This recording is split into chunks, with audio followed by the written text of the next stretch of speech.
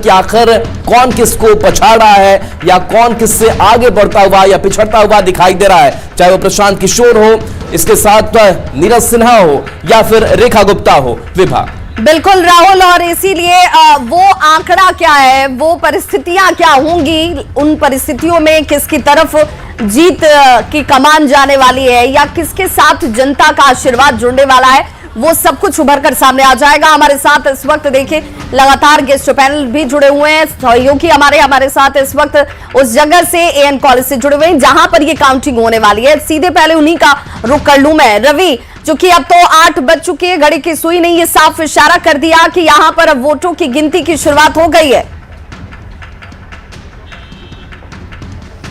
जी बिल्कुल, देखिए यहाँ पे वोटों की गिनती की शुरुआत जो है वो हो चुकी है और इसे लेकर के तमाम लोगों को यहाँ पे इंतजार था। आपको बताएं कि यहाँ पे वोटों की जो गिनती है वो शुरू हो चुकी है। यहाँ पे आपको बता दें कि जिला अधिकारी जो है वो देखिए यहाँ पे पहुँचे हैं और यहाँ पे तमाम जो शुरुआत यहाँ पे हुई है मतगणना के, और उसके बाद जिलाधिकारी जो है वो तमाम चीज़ों को बारीकी से देख रहे हैं और लगातार निर्देश दे रहे हैं कि ये मतगणना जो है वो किस सुचारू रूप से लगातार चले और कहीं से भी कोई बाधा ना हो।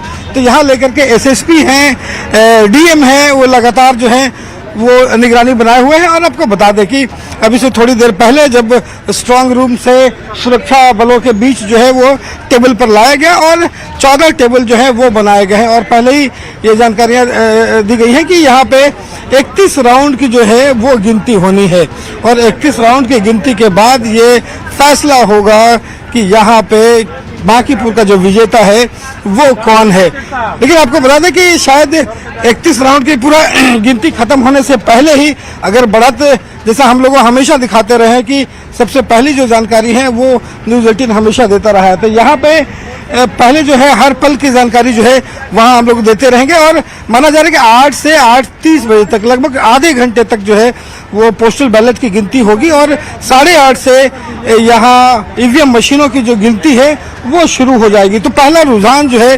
वो 9 बजे से आना जो है वो शुरू हो जाएगा। तो यहाँ पे धीरे धीरे गहमा गहमी जो है वो बढ़ रही है और तमाम लोगों जो दलों से जुड़े हुए लोग हैं उनकी जो धड़कनें हैं वो भी तेज हो रही है कि यहाँ पे रुझान की जो शुरुआत है वो कैसे होती है और यहाँ पे नतीजे जो हैं वो कैसे दिखाई पड़ते हैं। तो यहाँ पे तमाम जो पदाधिकारी हैं वो लगातार यहाँ पे लगे हुए हैं और पल पल की खबरें जो है वो लगातार हम देते रहेंगे। जी बिल्कुल रवि, आपके आसपास मैं वो गहमा गहमी देख पा रही हूँ क्योंकि अब तो काउंटिंग की शुरुआत हो चुकी है। पहले जैसा आपने बताया कि बैलेट पेपर की काउंटिंग होगी और फिर उसके बाद ईवीएम खुलेगा और उसके बाद उसकी काउंटिंग होती नजर आएगी। कई अनाउंसमेंट भी मुझे सुनाई दे रहे हैं, किस तरह की हलचल दिखती है?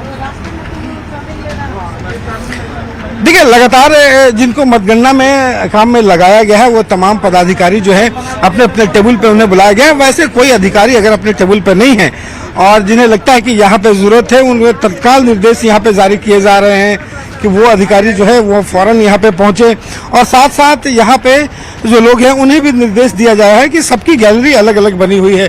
जो जनप्रतिनिधि हैं, जो उम्मीदवार के जो प्रतिनिधि हैं वो भी यहाँ पे पहुंचे हुए हैं, वो शामिल है।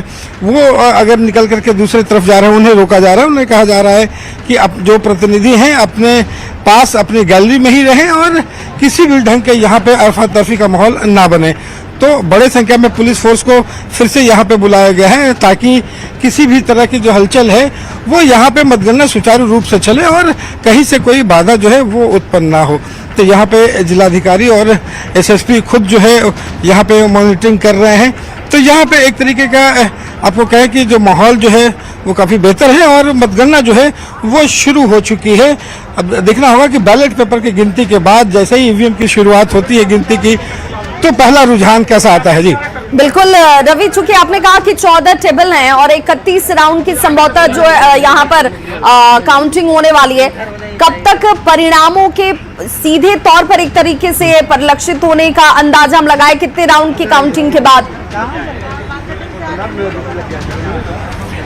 देखिए यहाँ पे निर्भर करता है कि जैसे जैसे रुझान आता है और उसमें जो फासला है वो फासला कितना बनता है। लेकिन माना जा रहा है कि ये जो बांकीपुर के जो नतीजे हैं लगभग दोपहर तक जो है वो आ जाने चाहिए। लगभग 1 बजे तक जो नतीजे हैं वो सामने निकल करके आ जाएगा कि यहाँ का जो विजेता है वो कौन है।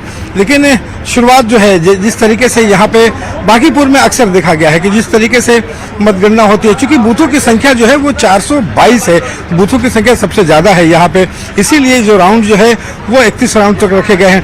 पिछले बार लोकसभा में या विधानसभा में आप देखेंगे कि यहाँ पे जो नतीजे हैं वो लगभग पूरे बिहार के पटना का कर दिया जाता है तो शाम हो जाती है, 7 या 8 बज जाते हैं। लेकिन चूंकि सिर्फ बांकीपुर का है तो यहाँ पे माना जा रहा है कि लगभग दोपहर तक ये नतीजे जो हैं वो सामने निकल सकते हैं। जी बिल्कुल रवि, आपके पीछे मैं देख रही हूँ कि कई पुलिसकर्मी जो है वो यहाँ पर मौजूद नजर आ रहे हैं। तो ये क्या सामान्य एक प्रक्रिया के तहत ही वहाँ पर उनकी मौजूदगी है या कोई हलचल हो रही है इस वजह से ये दिख रहे हैं?